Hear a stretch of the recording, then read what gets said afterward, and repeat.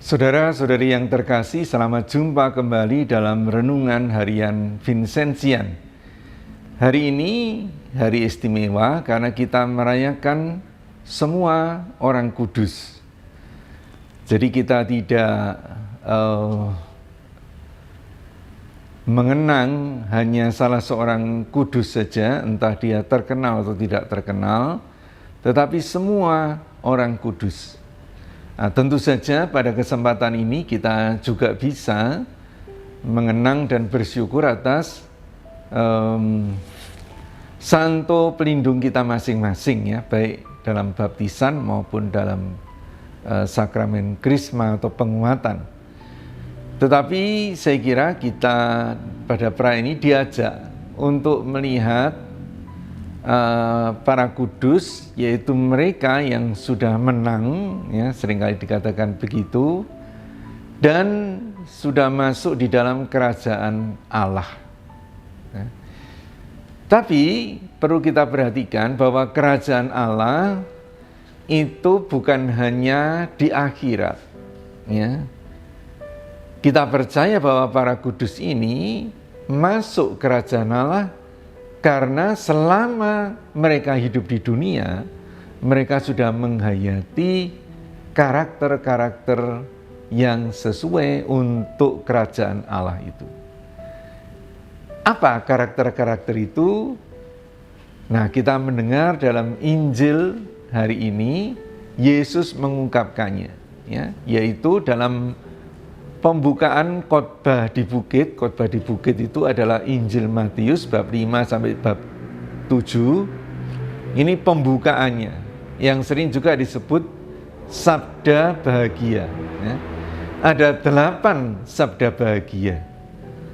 Nah, mari kita melihatnya, dan harapan kita tentu bahwa dengan memahami sabda bahagia itu, kita pun juga dapat menghayati karakter kerajaan Allah itu seperti halnya para kudus. Juga ketika mereka masih hidup di dunia. Ya. Nah, karakter yang pertama itu adalah miskin di hadapan Allah. Nah, saya melihat, tentu ini bisa dijelaskan macam-macam, ya, tapi saya melihat itu dalam terang bacaan kedua, yaitu kita ini anak-anak Allah. Siapa yang paling miskin di hadapan Bapa yang baik itu? Ya. Tidak lain, itu adalah seorang anak. Dalam arti, ya, dia memutuskan untuk tidak mempersoalkan harta milik, karena seorang anak itu melihat apa yang ada pada bapaknya itu juga ada pada dia. Jadi dalam arti tertentu seorang anak ini sangat tergantung kepada bapaknya. Ya. Inilah sikap miskin di hadapan Allah, sikap miskin seorang anak, ya, yang sungguh mau bergantung kepada bapaknya. Karakter yang kedua, berbahagialah mereka yang berduka cita, karena mereka akan dihibur. Ya, karakter-karakter kerajaan Allah itu memang seringkali paradoks, ya, paradoks dari nilai-nilai atau karakter kerajaan dunia. Kenapa kok berduka dikatakan berbahagia? Berbahagialah mereka yang berduka. Nah, kembali pada karakter seorang anak, ya, seorang anak yang melekat, yang tergantung pada bapaknya. Kita melihat, ya, kalau seorang anak kecil itu berduka, ya, kalau dia begitu dekat dengan bapaknya, dia tidak mau penghiburan lain. Dia hanya mau dihibur oleh bapaknya. Nah, disinilah karakter kerajaan Allah, karakter kekudusan itu nyata. Ya. Jadi kita di dunia ini tidak bisa menghindari dari masalah. masalah yang cukup sering juga membuat kita berduka. Masalahnya kemudian adalah seringkali orang mencari penghiburan yang tidak sehat, penghiburan yang menyesatkan, ya. Sampai akhirnya mungkin sementara itu dia terhibur, ya, tetapi kemudian sebetulnya permasalahannya menjadi semakin berat, ya. Contoh kecil misalnya, ya, seorang kena PHK, ya, dia sedih sekali. Lalu diajak temannya untuk berjudi, ya, dia bilang, nanti kalau menang kamu sudah tidak perlu kerja lagi. Nah, ini hiburan yang tidak sehat yang semakin menjerumuskan dia, ya. Contoh kecil, ya. Nah, saudara-saudara yang terkasih, karakter yang ketiga itu adalah lemah lembut. Nah, saya ingin mengajak kita untuk melihat karakter ini berhubungan dengan karakter ketujuh, ya. Berbahagia orang yang lemah lembut, ya, itu berhubungan dengan karakter yang ketujuh, yaitu membawa damai, ya, membawa damai. Dikatakan berbahagialah mereka yang lemah lembut karena mereka akan memiliki bumi. Memiliki bumi itu, bumi di sini artinya ya bumi manusia, ya. Jadi dalam arti tertentu orang yang lemah lembut, ya, kita juga mengalami itu menarik bagi orang lain, ya. Dengan kelemah lembutannya orang ini memenangkan hati orang lain, ya. Lebih-lebih, ya, dengan kelembutannya itu dia juga membawa damai, ya. Orang suka dekat dengan orang seperti ini, ya.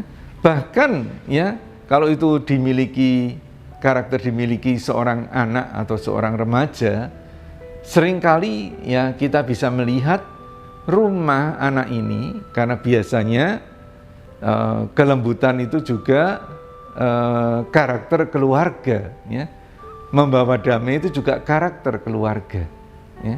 Maka teman-temannya suka, ya, untuk tinggal di rumahnya. Walaupun mungkin mereka lebih kaya, rumahnya lebih banyak fasilitasnya, tapi di situ mereka merasa kerasan. Nah, saudara-saudara, termasuk karakter kerajaan Allah, ya, lebih-lebih Paus ini mengajak kita untuk menarik orang lain, ya, menarik orang lain supaya mereka juga diselamatkan, supaya mereka juga meniru karakter ini, yaitu karakter lemah lembut dan membawa damai. Maka, saudara, salah satu yang perlu kita hayati adalah bagaimana kita membudayakan karakter lemah lembut dan membawa damai ini di rumah tangga kita, ya. Supaya nanti selanjutnya anak-anak kita, cucu kita juga demikian, ya. Saudara bisa membayangkan sendiri, seringkali kita itu lelah, ya, telinga kita, ya, dengan orang-orang yang gampang sekali mengeluh, gampang sekali marah, ya. Mereka tidak membawa damai, ya. Kata-katanya kasar.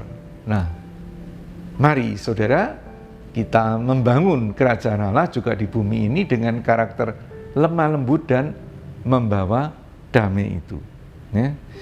Lalu karakter yang keempat itu lapar dan haus akan kebenaran, ya, karena mereka ini akan dipuaskan. Nah, saya ingin juga menghubungkan, merangkai karakter keempat ini dengan karakter kedelapan, ya, yaitu orang yang berani dianiaya demi kebenaran, ya. Nah, kebenaran itu di sini juga adalah nilai utama dari kerajaan Allah, ya. Mengapa mereka ini berbahagia? Karena saudara-saudara, kita tahu orang yang sungguh-sungguh mengusahakan kebenaran, memperjuangkan kebenaran, sebetulnya yang diperjuangkan bukan dirinya, tetapi orang lain. Yang diperjuangkan adalah bagaimana supaya di dunia ini, ya, sungguh-sungguh kebenaran dan keadilan itu ditegakkan, ya. Maka berbahagialah orang yang haus ya akan kebenaran. Maksudnya adalah ini, kita perlu juga menghayati karakter kerajaan Allah ini, haus akan kebenaran, selalu memperjuangkan kebenaran, karena kita akan dipuaskan oleh Allah. Jadi kita percaya bahwa kalau kita memperjuangkan kebenaran, kita akan dipuaskan oleh Allah sendiri. Karakter yang kelima, murah hati. Ya. Murah hati. Mengapa kita bisa murah hati? Kembali ya kepada karakter-karakter sebelumnya. Kita bisa murah hati karena kita sadar bahwa Bapa kita, Allah itu Bapa kita. Dan Allah itu maha kaya. Kita tidak perlu memiliki apa-apa. Tapi kalau kita menjadi anak Allah, apa yang seperti dalam kisah anak yang hilang itu, apa yang dimiliki Bapa itu adalah milik kita juga. Kita boleh berbagi dengan murah hati, dengan besar hati. Ya. Nah, termasuk juga ya kemurahan hati ini juga termasuk kemurahan hati untuk mengampuni, kemurahan hati untuk tidak mendendam. Karena sebetulnya orang yang mendendam itu seperti orang yang memberi hutang. Ya, dia terus-menerus kepikiran itu bagaimana ya, apakah ini akan dibayar ya, udah. Dendam juga begitu. Tapi karena kita itu murah hati, karena Allah itu maha kaya, maka kita tetap bisa bermurah hati, kita tetap bisa berdamai dengan siapa saja. Yang keenam, berbahagialah orang yang suci hatinya. Ya. Orang yang suci hatinya itu adalah orang yang sederhana. Ya. Nah, dalam hal ini Santo Vincentius ya mengajarkan kepada kita salah satu karakter Injil yang paling mendasar itu adalah sederhana. Orang yang sederhana itu bagaimana sih? Ya, itu tampak dalam penampilan dan sebagainya. Tapi pada dasarnya, nah ini menurut Vincentius juga, orang yang sederhana itu mereka tidak berpikir ruwet-ruwet. Yang mereka pikirkan adalah Allah, rancangan Allah itu dan kehendaknya. Ya. Kalau kita bisa dalam hidup ini berpikir sederhana, melihat segala sesuatu itu dalam, ya kalau kita menghadapi masalah, sebetulnya Bapa apa sih yang kau rencanakan? Apa yang kau kehendaki? Kita akan dapat melihat permasalahannya dengan jernih. Ya. Seringkali permasalahan itu menjadi semakin menekan kita karena diwarnai oleh kekhawatiran kita, egoisme kita. Ya, jadi orang yang suci hatinya itu berpikir sederhana. Dia satu-satunya fokus kepada Allah Bapanya. Ya. Saudara-saudari yang terkasih, begitulah 8 karakter ya, karena tadi karakter 7 sudah tergabung dengan 3 ya, karakter 4 sudah tergabung dengan 8, maka sudah terurai. Kalau kita menghayati ini, saudara-saudariku, kita tahu miskin di hadapan Allah sepenuhnya tergantung pada Allah. Kita tahu hanya mengandalkan Allah untuk menghibur kita. Ya. Sebetulnya ini juga nomor 2 ini berduka. Ya. Ini juga bisa ya diterangi oleh karakter ke-6 suci hatinya. Ya, seorang anak yang tergantung pada bapaknya, dia hanya mau dihibur oleh bapaknya. Ya, orang yang suci hatinya juga begitu. Satu-satunya yang penting adalah dia bertemu dengan bapaknya, dan apa yang dikatakan bapaknya sederhana. Ya, dia akan sungguh-sungguh melihat Allah. Kita seringkali tidak bisa berdoa, tidak bisa melihat Allah karena kita tidak sederhana. Saudara-saudari yang terkasih, semoga dengan menghayati karakter-karakter ini, kita juga dapat menghayati kehidupan para kudus. kita dapat hidup sesuai dan mewujudkan kerajaan Allah bukan kelak di akhirat saja, tapi mulai di sini sekarang. Ya. Itulah yang juga diharapkan oleh Santo Vincentius bagi dirinya dan bagi para pengikutnya. Amin.